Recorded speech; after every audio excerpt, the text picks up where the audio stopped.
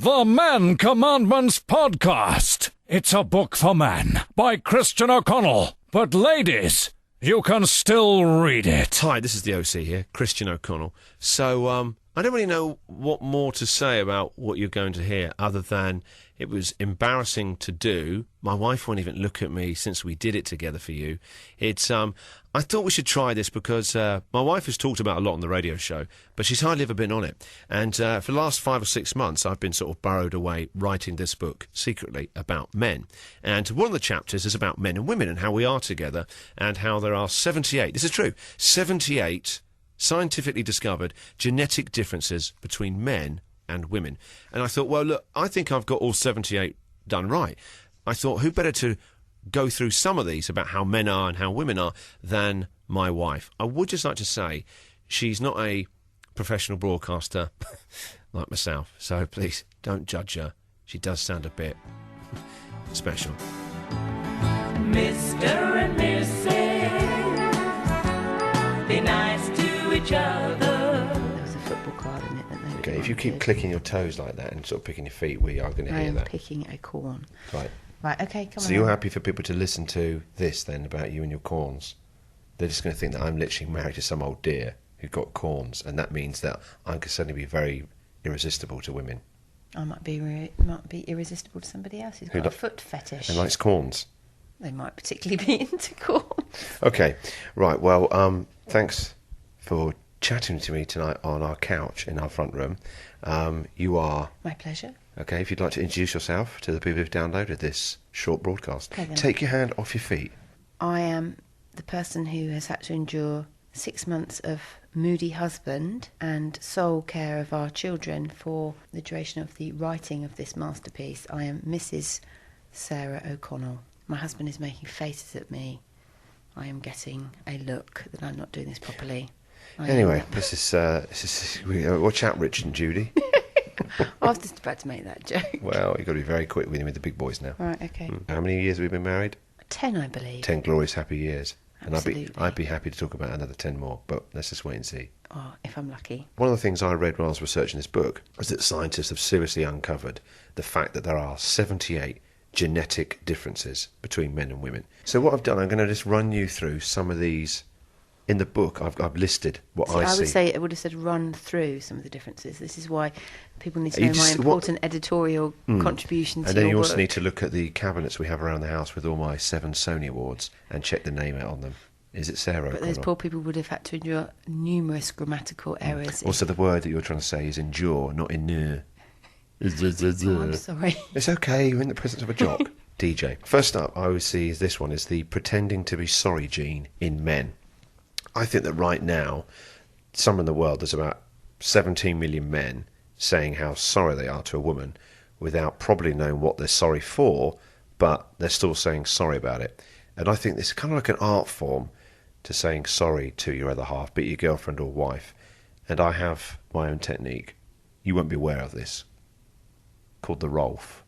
What I do is, you need to imagine that you're Rolf Harris, but not Rolf Harris when you do Cartoon Club, more Rolf doing Animal Hospital, and that you as Rolf have to tell someone that their poor dog hasn't made it through surgery. Rolf did this really well. You know, he would go, crikey, I'm sorry, poor little Skippy. He's not really made it. It's really sad. So you are actually likening your wife, partner, girlfriend to a very old, smelly-breathed collie dog called Toffee. No, I'm saying that you would be the owner of that dog. That's what I'm saying is when men apologise, they've Are got you to sure? be... Yes. Are you sure you're not actually I'm not comparing you to a using the dog. bullshitting gene now to say that I am actually just... Okay, so you've actually now dobbed in all of mankind that the fact is that when they're saying sorry, they're actually looking at you. They should look at you as if you are just a dog owner. Yeah. Yeah. Sarah. Oh, God, this is bad. Sarah. I'm sorry. I'm really sorry. You see, I think... That was me channeling my Rolf. Rolf Harris breaking brand news on Animal Hospital. Men have to get better at saying sorry. But I think, actually, even though you told me that, I don't even care. In fact, I don't give a toss whether you were actually sorry There's no or need to- you there's no need to weren't use bad language sorry. in this.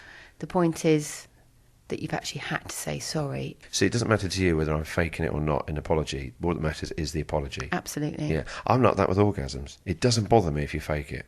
I have been married 10 years to you. Do you think I would have already realised that by now? But do you know that I'm thinking about my Ocado shopping list? What? While also faking it. Oh, God. I can remember up to 100 items. Yeah. We never last that long, do we? Okay, next gene. This is a gene that exists in women. I call it the replacement gene. This is a gene that all women have to recognise that when something like a loo roll has no more paper on it, that means it's time to replace it. Men don't have this gene.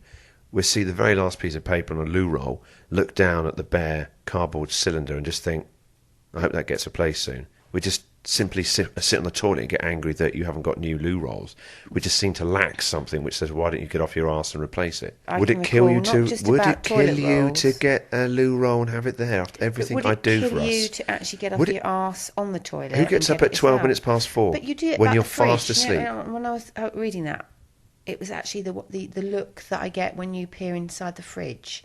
This look of a sort of 10-year-old boy who is looking at me with these eyes like, but there are no turkey slices for me in here. Would it kill you to do it? It doesn't matter if there's actually a 5-course meal on the table, cooked, hand-cooked, everything. The fact that there were no turkey slices. I get up at 12 minutes past 4. Yeah, sometimes I need results. I need to have turkey slices or pickled onions in there. Oh, hey, let me just practice one of my earlier genes. I'm sorry I said that. That was really bad. Off. Oh, God. The wardrobe blindness gene in women. This is a gene in women where they can look at a wardrobe that to a man's eyes is full of clothes, but the woman somehow sees all these clothes, hundreds of different things, and then just says, oh, God, I've got nothing to wear.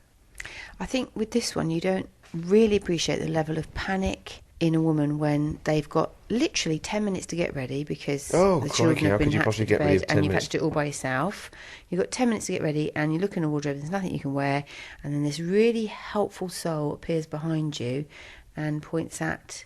Where are my turkey slices? Something you probably wore at least 10 years ago and when you were 10 stone lighter, and says, look, surely that'll do. And you really want to turn around and punch them. Well, that's not true, is it? It's not. You haven't got stuff in your wardrobe that was, is 10 years old. You've got stuff in there which is no longer than 6 months or a year old. Lots of these items, and you go, I've got nothing to wear. But you know what? To those people listening, the person that has the most clothes in their wardrobe is my husband.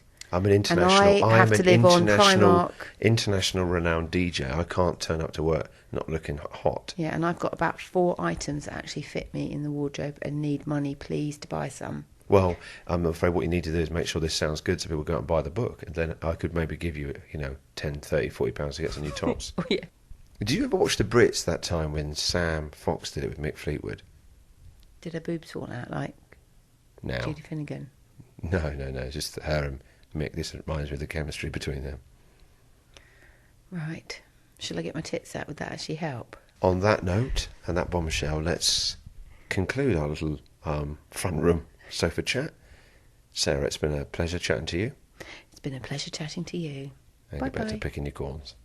So if you heard that and you're thinking, I need to get this book, then it's called The Men Commandments by me, Christian O'Connell, and you can pre-order it right now at amazon.co.uk. And then when it gets to midnight, on the day it's released all over the country, September the 15th, the day it gets to midnight, you can have yours shipped to you, so you don't even need to leave your couch. And let's face it, most men, we don't want to do that. And that's at amazon.co.uk. The Men Commandments Podcast. It's a book for men by Christian O'Connell. But ladies, you can still read it.